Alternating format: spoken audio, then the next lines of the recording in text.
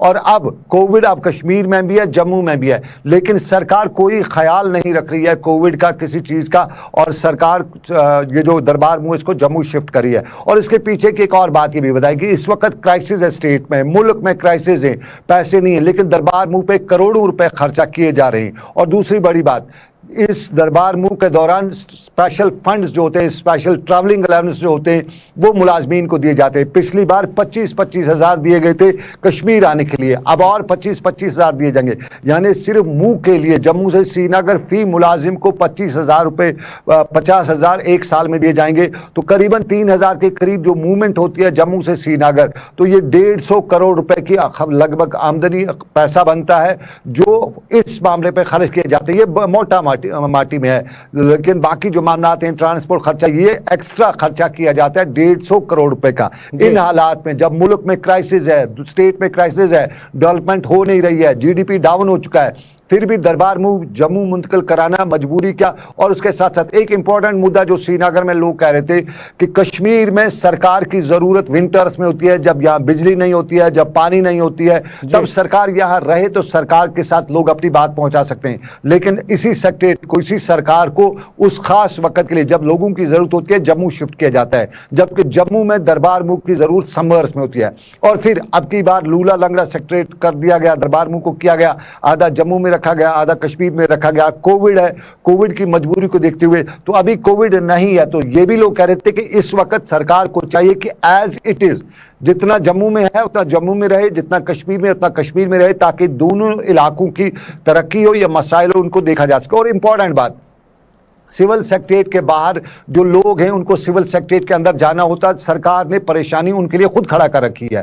पहले कोविड के नाम पे अंदर जाने नहीं दिया जाता था, बताया जाता कोविड, अब कोविड है लेकिन थोड़ा सा उस तरह से नहीं है। अब ऑर्डर है, लेकिन ऑर्डर किसको है कि जिसकी सेक्रेटरीट के अंदर किसी के साथ जान पहचान है, किसी के साथ कंटैक्ट है, इन्फ्लुएंस है, वहां से पास आता है। आम लोगों को सरकार के साथ मिलने नहीं दिया जाता। यानी सरकार जो हेल्म ऑफ अफेयर्स है, जहां सेक्रेटरीट से किसी का काम हो सकता है, किसी की परेशानी हल हो सकती है, उसको वहां मिले। और फिर दूसरी बात, यहां अंदर ब्यूरोक्रेटों पे आज इल्जाम ये भी लगाया गया, खास तौर पे जो हमारे फॉरेस्ट डिपार्टमेंट के कमिश्नर सेक्रेटरी हैं या रूरल डेवलपमेंट के कमिश्नर सेक्रेटरी, ये इल्जाम लगाया गया कि इस साल में फॉरेस्ट सेक्रेटरी जो है, कमिश्नर सेक्रेटरी फॉरेस्ट जो है, जो मैडम है, उन्होंने किसी भी फाइल को जो रिलेटिव पर्टेन कर रही थी कश्मीर से, उसको किसी को साइन नहीं किया है। सभी के फाइलें बनी हुई हैं, उसके टेबल के नीचे हैं। कुछ फाइलें उनके घर चली गई हैं, घर से गायब हो चुकी हैं, और किसी की हिम्मत नहीं है मैडम से ये पूछने की, और वो मिलती भी नहीं है किसी से, किसी भी जो उसके पास साइल आते हैं उनसे मिलती है। और फिर दूसरा, रूरल डेवलपमेंट का भी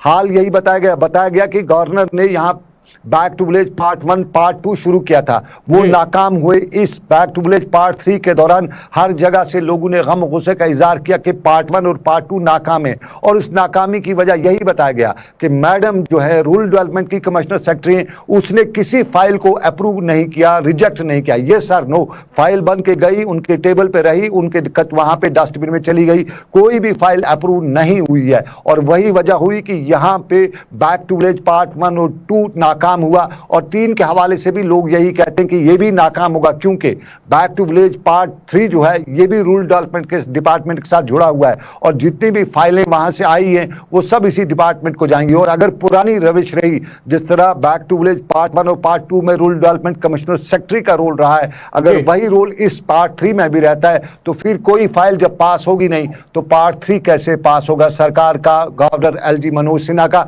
जो खुद जमीन पे पहुंचा है, लोगों से मिला है, बड़ी कोशिश की कि वो सरकार को ग्राउंड पे पहुंचाए, लेकिन सेक्रेटरीट में बाज़ाब्ता तौर पे मनोज सिन्हा जो LG जम्मू कश्मीर के, उनकी इस बैक टू विलेज पार्ट 3 को नाकाम बनाने की खुद सरकार की ब्यूरोक्रेसी के लोग कोशिश कर रहे हैं। सनम, जिस तरह से अब वादी कश्मीर के अंदर लोगों की शिकायत है कि जब जम्मू ये मुंतकिल होगा तो वो क्योंकि विंटर्स आने वाले हैं, तो जम्मू के अंदर भी लोगों की यही शिकायत होगी कि वहां पर भी लोग जो है वो मुश्किलात के शिकार हो सकते हैं। बिल्कुल बिल्कुल, हर वहां के लोगों को, लेकिन इस वक्त आधा उधर है आधा इधर है जी। अगर 18-40 डिपार्टमेंट्स हैं, 20 जम्मू में फंक्शनल कर रहे हैं, 20 कश्मीर में कर रहे हैं, तो दोनों लोग, कश्मीर के लोग भी कहते हैं कि जम्मू में जैसा है वैसा वहीं पे रहे, क्योंकि ये विंटर है, कोविड है, और कोविड में ज्यादा परेशानी कश्मीर में हो ही भी है और हो भी सकती है आने वाले विंटर्स में।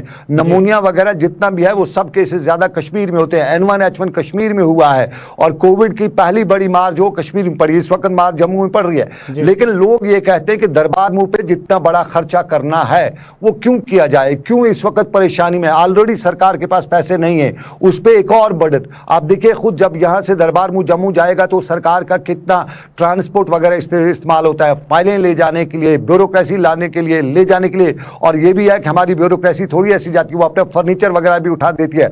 सरकार की गाड़ी होती है, वो फर्नीचर वगैरह अपने जो यहाँ की उनके अकोमोडेशन दी गई है वहां भी सब कुछ। और फिर अब की बार जम्मू से कोई कश्मीर नहीं आया, जम्मू का जो रहने वाला मुलाजिम है वो कोई कश्मीर नहीं आया है। साल 2020 के लॉकडाउन इसमें जो ये दरबार मुंह हुआ था, मार्च अप्रैल में जो दरबार मुंह था, जम्मू का कोई मुलाजिम कश्मीर नहीं आया है। तो वहां कश्मीर में इस वक्त वही लोग हैं जो कश्मीर के मुलाजिम हैं। तो इस वक्त कश्मीर के मुलाजिमों को जम्मू में सिर्फ ले जाने का, दरबार मुंह कराने का एक ही मुद्दा मकसद है कि वहां ये जाके आराम करें, बनज़द कश्मीर में जो सिचुएशन होती है उसको मॉनिटर करने को, उसको देखने के बजाय ये सारे जम्मू का एक बड़ा खर्चा जो है, एक हमारे खजाने पे जो बड़ा बोझ डाला जा रहा है, ये सिर्फ इसलिए डाला जा रहा है कि कुछ लोग जो है जो कश्मीर में हैं और कश्मीर की सिविल सेक्रेटरीट में काम करते हैं वो चाहते हैं कि जम्मू दरबार मुंह मुंतकिल होना चाहिए। अदरवाइज आम मुलाजिम भी कहते थे नहीं, इस वक्त कश्मीर में जरूरत है सरकार की कि सरकार को जितनी सी है 18 डिपार्टमेंट वो यहाँ पे रहें,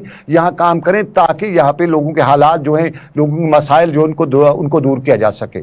चलिए बहुत बहुत शुक्रिया सनम एजाज आपका। ये थे श्रीनगर से सनम एजाज जो बात कर रहे थे जहां दरबार मुंह के हवाले से लोगों के क्या कुछ मुश्किलात है उन पे भी बात हुई है। और एनआईए की कार्रवाई के साथ साथ शोपियां के अंदर एक स्कूल के जो 3 असातिज़ा है उनके खिलाफ PSC के तहत उन्हें गिरफ्तार किया गया है, उस पर भी बात की। और साथ ही साथ बात की है लद्दाख के अंदर जो लाइन ऑफ एक्चुअल कंट्रोल के अंदर भारत और चीन के दरमियान फौजी सतह की 7वीं मीटिंग जो अभी भी लगातार जारी है, पिछले 12 घंटों से लगातार मीटिंग जारी है।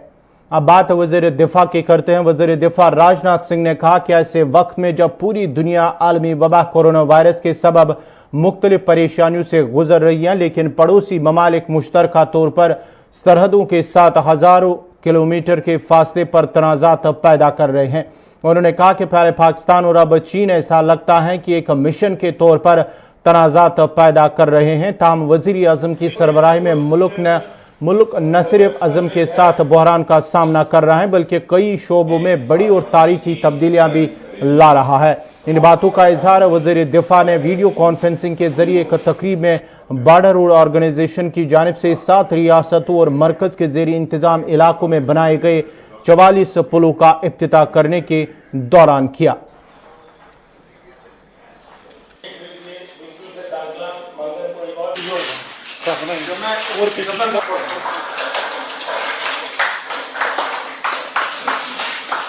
आज हमारा देश हर क्षेत्र में कोविड-19 के कारण उपजी अनेक समस्याओं का समान रूप से सामना कर रहा है।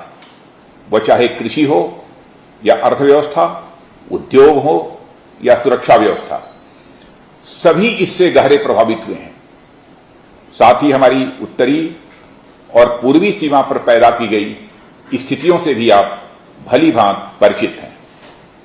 पहले पाकिस्तान और अब चीन के द्वारा भी मानो एक मिशन के तहत सीमा पर विवाद पैदा किया जा रहा है।